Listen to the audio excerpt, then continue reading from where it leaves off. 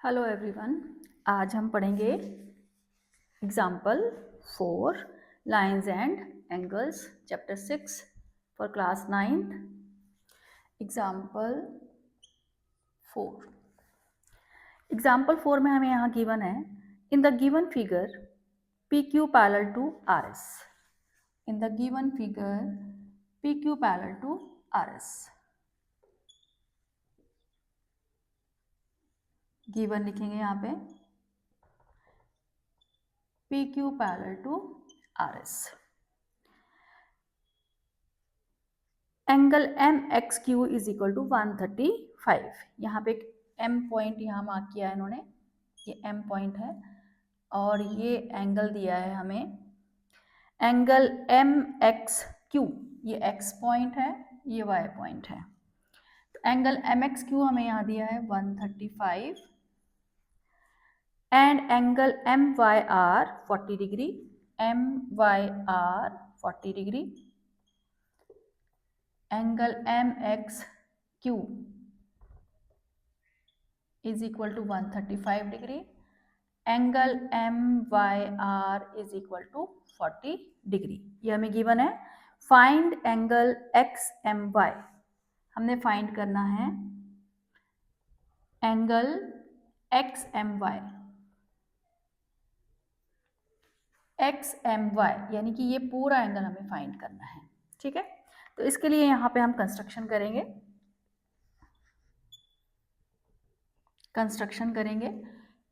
एक M point से line draw करेंगे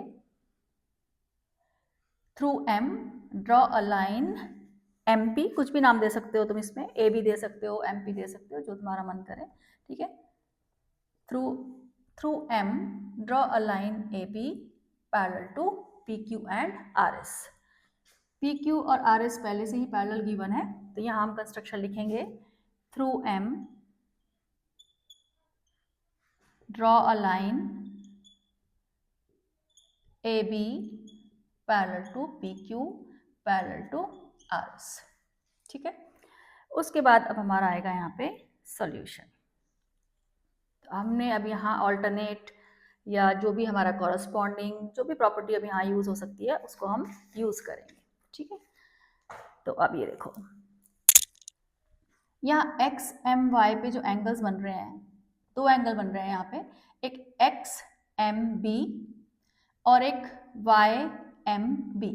तो हमें ये दोनों एंगल फाइंड करने हैं क्योंकि हमें एंगल एक्स एम वाई निकालना है, ठीक है। तो अब यहाँ पे पी क्यू जो है वो ए बी के पैरेलल है बाय कंस्ट्रक्शन।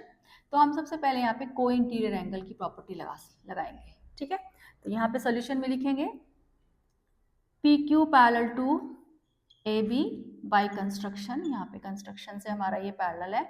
तो therefore angle M X Q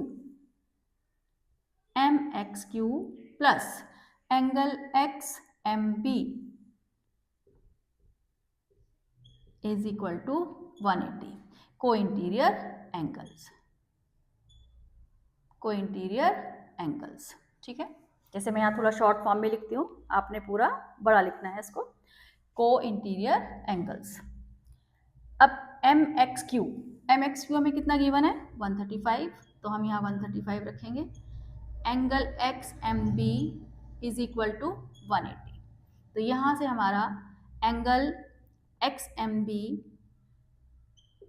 is equal to 180 minus 35, यानी कि हमारा आ जाएगा ये 5, 7 में से 3 गया 45। तो ये वाला जो एंगल है हमारा एक्स एम बी कितना आ गया 45 डिग्री। अब हमें नीचे वाला एंगल निकालना है। तो ऊपर वाले एंगल के लिए तो हमने को इंटीरियर की प्रॉपर्टी लगाई है, अब नीचे वाले एंगल के लिए हमारी यहाँ पे ऑल्टरनेट एंगल की प्रॉपर्टी लग रही है। तो एंगल वाई एम बी जो निकालेंगे वो हम ऑल्टरनेट इंटीरियर एंगल से निकालेंगे, ठीक है। तो अब देखो A B parallel to R S by construction. Therefore angle Y M B is equal to angle M Y R. M Y R या आर वाई एम, एक ही बात है, MYR ऑल्टरनेट इंटीरियर एंगल्स, ठीक है।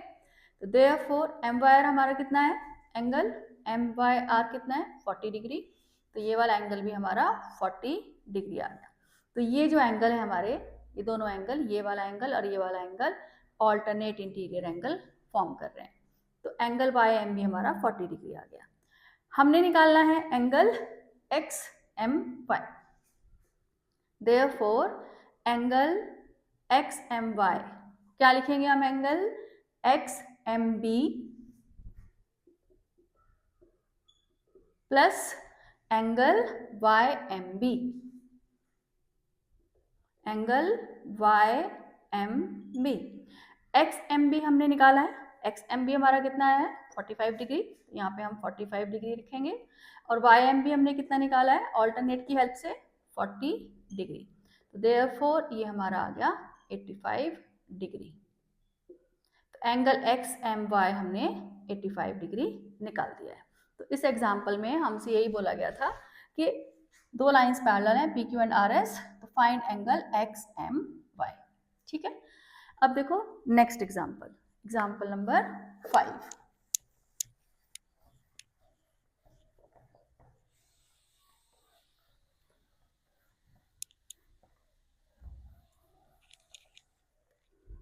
एग्जाम्पल नंबर 5 में हमें given है वेरी इंपॉर्टेंट एग्जाम्पल। एग्जाम्पल 5 में हमें गिवन है, if a transversal intersect two lines such that the bisectors of a pair of corresponding angles are parallel, then prove that the two lines are parallel। तो यहाँ पे हमें two lines given है AB और ये CD, parallel lines given नहीं है, ये टू लाइन्स गिवन है। If a transversal intersects two lines, अब ये दो लाइन्स है हमारे पास, इनको एक ट्रांसवर्सल इंटरसेक्ट कर रहा है, ठीक है। If a transversal intersects two lines such that the bisectors of a pair of corresponding angles, यहाँ जो ये हमारे कॉरस्पॉन्डिंग एंगल्स बन रहे हैं, इनके बाइसेक्टर हमें यहाँ पे गिवन है। बाइसेक्टर क्या होता है, जो कि अगर हमें एंगल बाइसेक्टर गिवन है तो वो एंगल को बाइसेक्ट करेगा, और अगर हमें लाइन बाइसेक्टर गिवन है तो वो लाइन को बाइसेक्ट करेगा। बाइसेक्ट का मतलब होता है टू इक्वल पार्ट्स में डिवाइड करना। तो ये जो कॉरस्पॉन्डिंग एंगल है ये इसका बाइसेक्टर है, और ये जो कॉरस्पॉन्डिंग एंगल है ये इसका बाइसेक्टर है। तो ये बाइसेक्टर्स जो है वो पैरेलल गिवन है हमें, ठीक है। तो इसको हम नाम दे देते हैं PQRS। तो गिवन हमें क्या है, two lines AB and CD, PQ and RS are bisectors of corresponding angles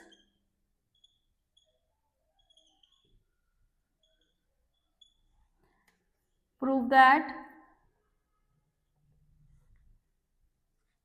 and PQ parallel to RS, ये भी हमें गिवन है, PQ and RS are bisectors of corresponding angles and PQ parallel to RS, prove that AB parallel to CD, AB और CD को parallel बताना है हमने, ठीक है। तो अब देखो ये इस एंगल का बाइसेक्टर गिवन है, तो अब यहाँ पे मैं एंगल्स को नाम दे देती हूँ 1 2, ठीक है, थोड़ा इजी हो जाता है एंगल्स को नाम देके करने में। तो ये जो ऊपर वाला एंगल है इसको मैंने 1 मार्क कर दिया, नीचे वाले एंगल को 2 मार्क कर दिया, और ये यहाँ पे 3 मार्क कर दिया, और ये 4 मार्क कर दिया, ठीक है। तो अब देखो प्रूफ इसका,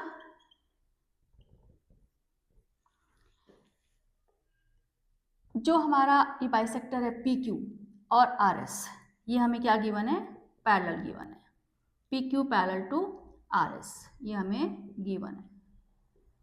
तो therefore angle 1 is equal to angle 3, ये वाला एंगल 1 यहाँ से लेके यहाँ तक एंगल 1 है हमारा, और ये हमारा एंगल 3 है। तो angle 1 is equal to angle 3, ये हमारे जो एंगल्स हैं 1 और 3 ये हैं कॉरस्पॉन्डिंग एंगल्स, क्योंकि ये RS और PQ क्या है हमारा पैरेलल है, तो कॉरस्पॉन्डिंग एंगल्स हमारे क्या होते हैं, इक्वल होता है, करस्पॉन्डिंग एंगल्स, ठीक है, क्योंकि P Q parallel to R S given है, तो angle 1 is equal to angle 3 और twice of angle 1 is equal to twice of angle 3। किसी भी इक्वेशन को हम अपनी मर्जी से डबल कर सकते हैं, हाफ कर सकते हैं, कोई भी टर्म दोनों साइड हम ऐड कर सकते हैं, किसी भी टर्म को दोनों साइड से सब्ट्रैक्ट कर सकते हैं, ठीक है। तो अगर एंगल 1 और एंगल 3 इक्वल हैं तो इनके ट्वाइस भी क्या होंगे, इक्वल होंगे, और angle 1 plus angle 1 is equal to angle 3 plus angle 3। Twice of angle 1 को मैंने लिखा एंगल 1 प्लस एंगल 1, जैसे हम x प्लस एक्स को क्या लिखते हैं, 2x, तो ऐसे ही ट्वाइस ऑफ एंगल 1 को मैंने क्या लिखा, angle 1 plus angle 1। Twice of angle 3 को एंगल 3 प्लस एंगल 3। और अब देखो और क्या लिख सकते हैं हम इसको, जब हम थोड़ा थोड़ा चेंजेस करते हैं किसी भी इक्वेशन में तो उसके लिए हम यहाँ पे और करके लिखते रहते हैं कि और इस एंगल को हम ऐसे भी लिख सकते हैं और इस स्टेप को हम ऐसे भी लिख सकते हैं।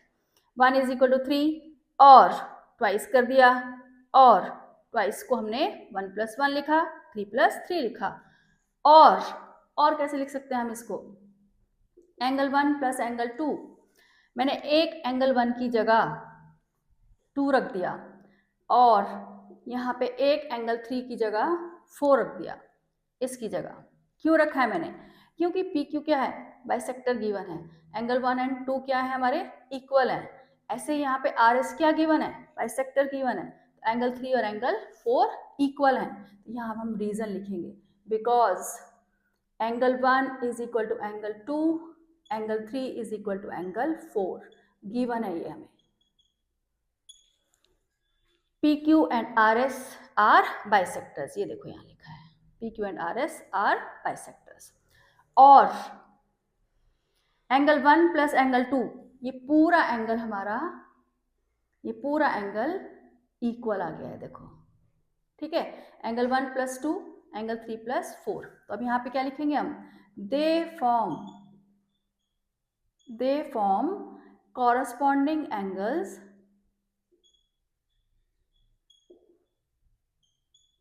therefore AB parallel to CD, क्योंकि जब लाइंस पैरेलल होती हैं, देखो जब लाइंस पैरेलल थी तो कॉरस्पॉन्डिंग एंगल इक्वल हो गए थे, और जब कॉरस्पॉन्डिंग एंगल इक्वल आ गए तो लाइंस पैरेलल हो गई हैं, तो हमसे यहाँ पे यही पूछा गया था कि AB और CD को पैरेलल बताओ, तो हमने AB और CD को यहाँ पे पैरेलल बता दिया है, ठीक है। अब देखो एग्जाम्पल 6,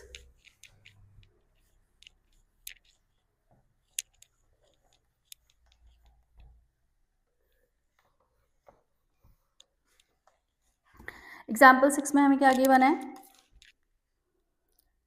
एग्जाम्पल 6 में हमें गिवन है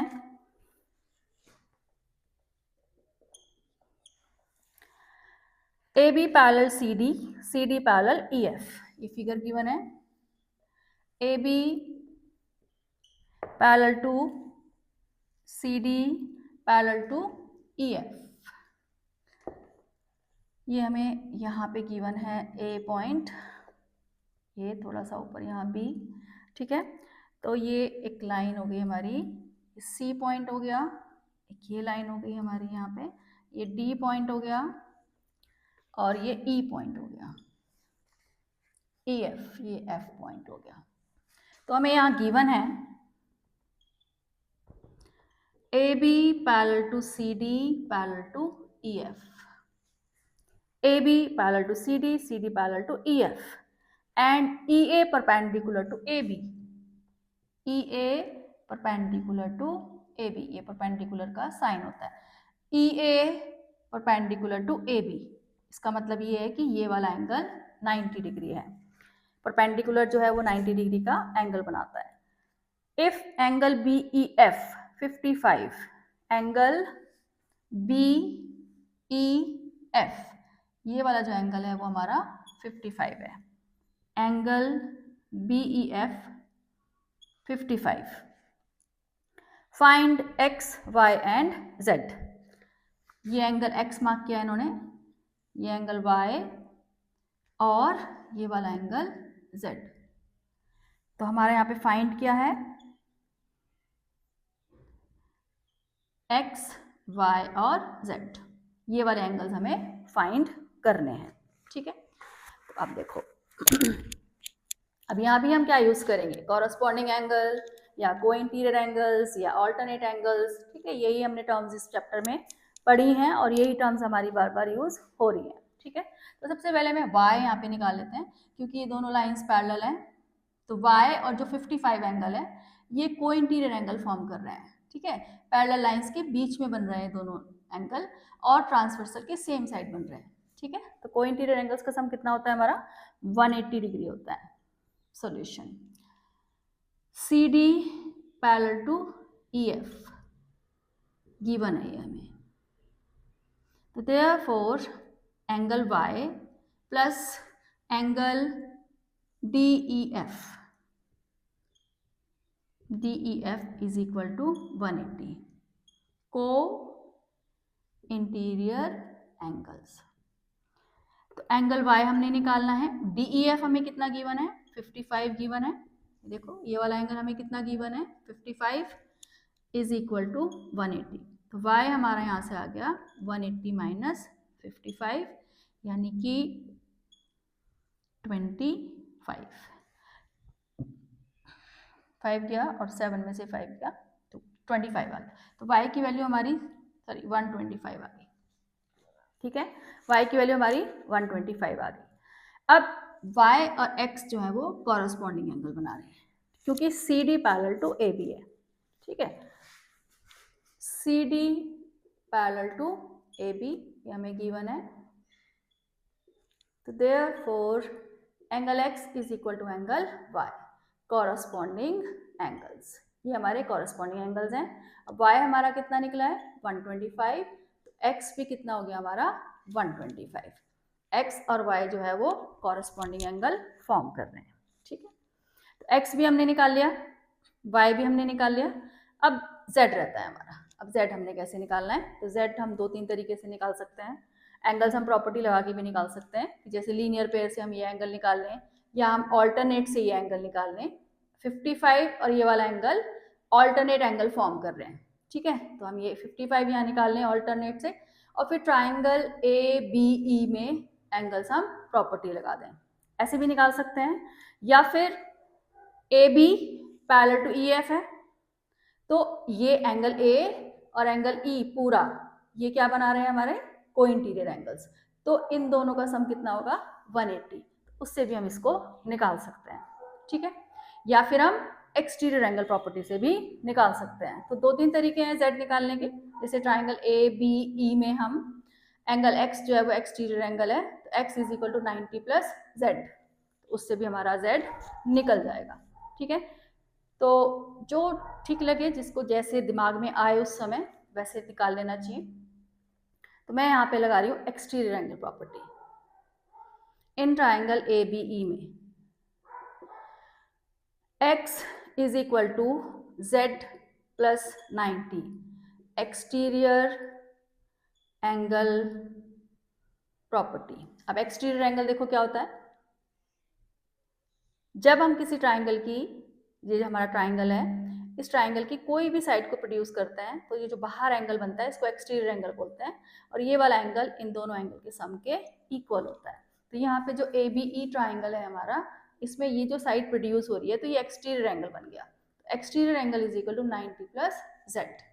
तो यहाँ से हमारा x कितना निकाला था हमने 125, z प्लस 90, तो 125 minus 90 is equal to z। तो यह है हमारा 35। 5 आ गया, 12 में से 9 गया 35, तो z हमारा 35 आ गया। तो एक्सटीरियर एंगल प्रॉपर्टी से हम इसको निकाल सकते हैं और को इंटीरियर से भी निकाल सकते हैं। Angle A plus angle AEF is equal to 180 को इंटीरियर एंगल्स।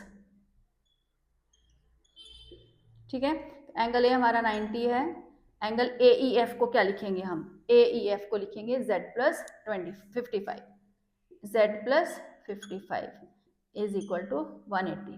तो z यहाँ से कितना आएगा 180 माइनस 145, यानी कि 35।